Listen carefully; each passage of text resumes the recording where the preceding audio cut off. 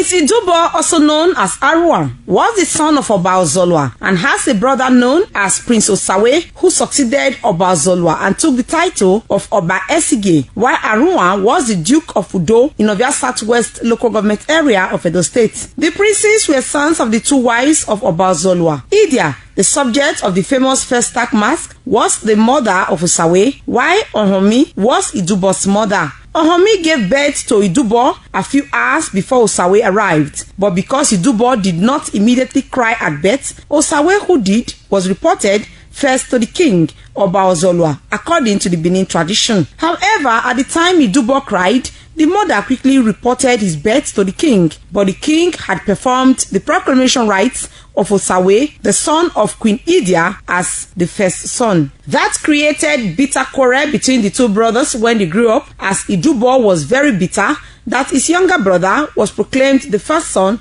when he was the first to be delivered. As the Duke of Udo, Prince Idubo refused to accept a subordinate role to his brother Oba Esigie. He first tried to make Udo the capital of Benin Kingdom with himself as king. This battle for supremacy resulted in war between the two brothers. According to an author, embarking on what was called the last battle, Arhuanran told his son Onioni to stay at home and wait for him to return, and told his household that when they hear the sound of the magical bell that he placed at home, they will know that he has been conquered. At the one front, he identified another warrior, a resemblance of himself, and without properly scrutinizing the man, he used a sword laced with potent charms to slaughter him. He later regrettably found out that the warrior he killed was his son, Onioni, whom he had earlier told to stay at home. And while he was returning home, the magical bell was sounding, and they all believed that they had been conquered. The wife was said to have jumped into a river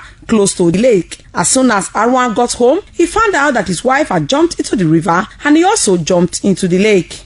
According to local residents, the lake had remained untouched till today, as no one is allowed to step into it, as they believe doing so might result in tragic end. It is also forbidden to kill or eat any animal from or around the lake. Secretary Benin Traditional Council Frank Rabo gave account of Prince Idubo. Arhuanran and Esigie were brothers.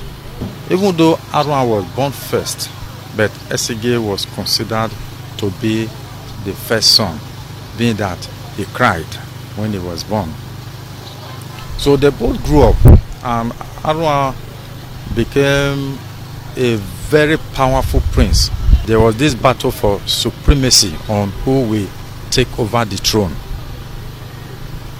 So there was this first contest, there was second contest. So the last battle they had, the Oba forces went and defeated the forces from Udo led by Arhuanran. So because Arhuanran could not be captured, we were told that because of the mystical power he has, he actually entered,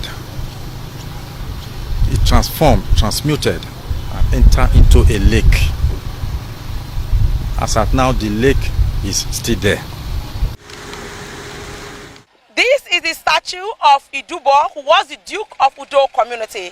As huge as this statue is, we've been told that the size of Idubo was times 2 or 3 of the statue you are seeing here. No wonder in Benin he was referred to as Arhuanran. Arhuanran means someone who has physical strength, and we're told that because he has such a physical strength, he could use his bare hand to pull a pantry and use it to sweep his compound. For the people of Udo, they still believe that Arhuanran is still existing. From Udo community in Ovia Southwest local government area of Edo State, Best in Biere reporting.